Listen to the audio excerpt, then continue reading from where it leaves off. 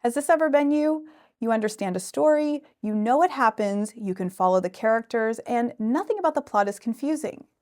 But then you open your assignment and it becomes clear that understanding the story is not what you're being asked to do. In fact, the prompt is asking you to analyze how the text is using rhetoric to produce meaning. And now you have no idea what to do.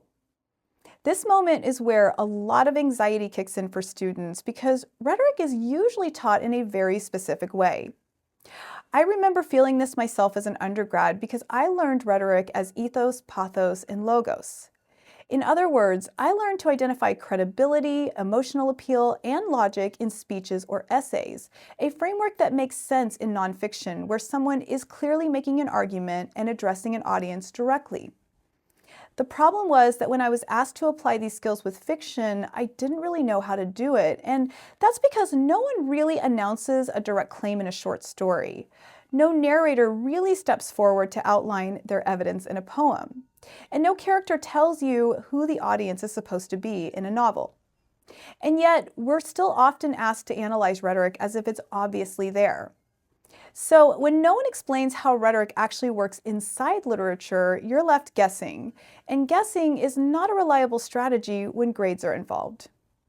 So I've made this video because rhetoric in fiction is one of the most commonly expected skills in literature courses, and yet it's one of the least explicitly taught. Stay with me because I'm going to show you what rhetoric looks like inside literary texts, how it differs from rhetoric in straightforward arguments, and how to identify it using clear questions that apply to any short story or novel.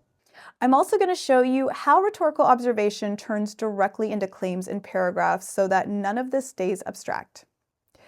If this is your first time here, my name is Dr. Whitney Costers. I am a professor of English, and I have been teaching literature and writing for over 20 years. This channel is a growing library of my lectures designed to make literature and academic writing clearer and more manageable. So if this kind of guidance is useful to you, be sure to subscribe so that you can continue building these skills across different texts and assignments. To understand rhetoric inside literature, we first need to reset what rhetoric means in this context.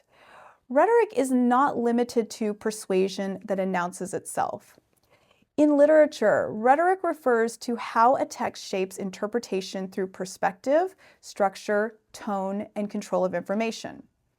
Stories don't argue the way essays do, but they still guide readers toward particular judgments and conclusions.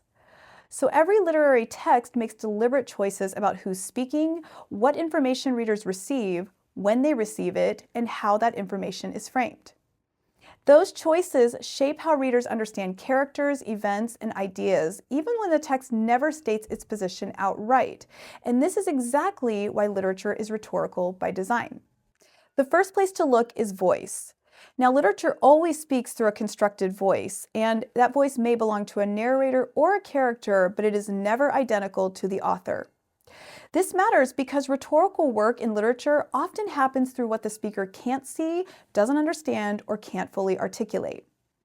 For instance, in The Yellow Wallpaper, the narrator repeatedly presents herself as reasonable and compliant, even as the details she describes reveal increasing confinement and loss of agency.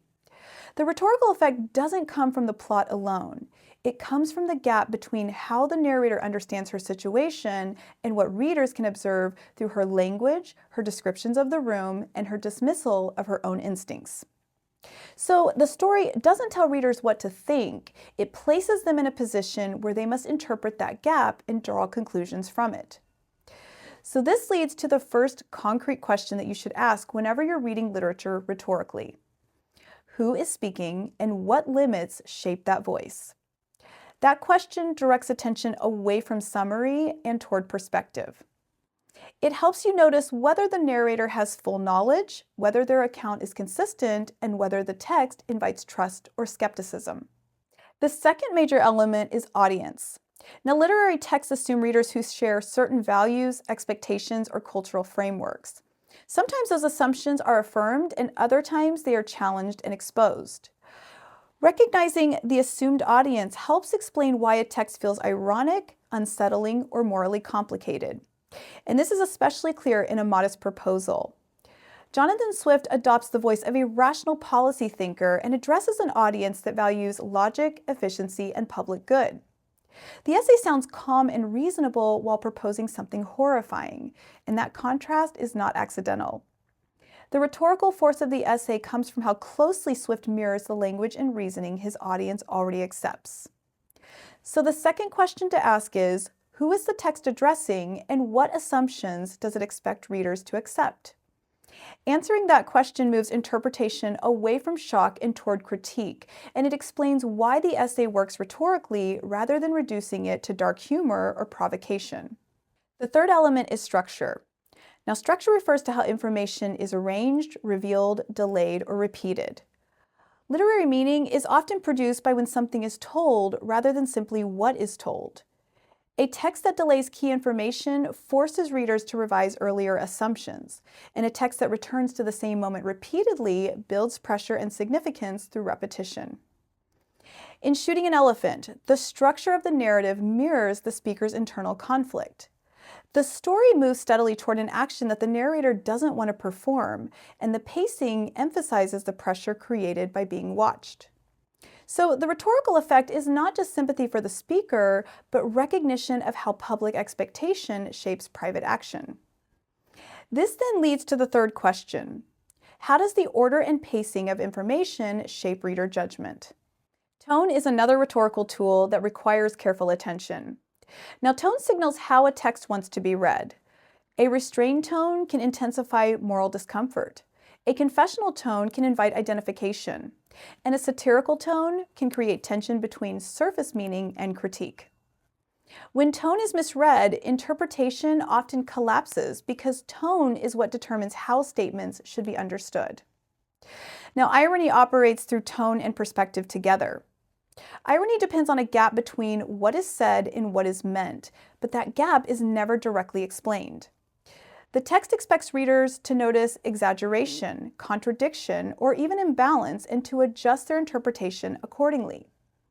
So the fourth question becomes this: is the surface meaning stable, or does the text encourage readers to read against what's being said?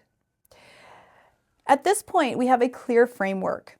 Voice, audience, structure, tone, and irony work together to guide readers through a designed experience. Literary rhetoric is not about identifying a single device. It's really about explaining how these choices combine to shape meaning over time. Now we're going to make this usable, and I'm going to show you what this looks like using the yellow wallpaper. So suppose you notice that the narrator repeatedly insists that she is improving while describing increasingly restrictive conditions. Now that is a rhetorical observation, not a theme.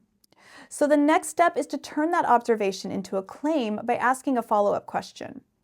What does that rhetorical choice force readers to recognize? So a claim might sound like this. In the yellow wallpaper, Gilman uses a narrator who misreads her own condition in order to position readers as interpreters of her confinement, forcing them to recognize the harm of medical and marital authority that the narrator herself cannot articulate. So now the writing has direction. This claim explains how the story works and why that mechanism matters. From there, a paragraph becomes manageable. You choose a passage where the narrator dismisses her instincts, you quote a line that reveals the contrast between her language and her circumstances, and you explain how that contrast guides readers to see what the narrator cannot. And that explanation is the analysis. That same process can be applied to a modest proposal. So you don't write that poverty is terrible.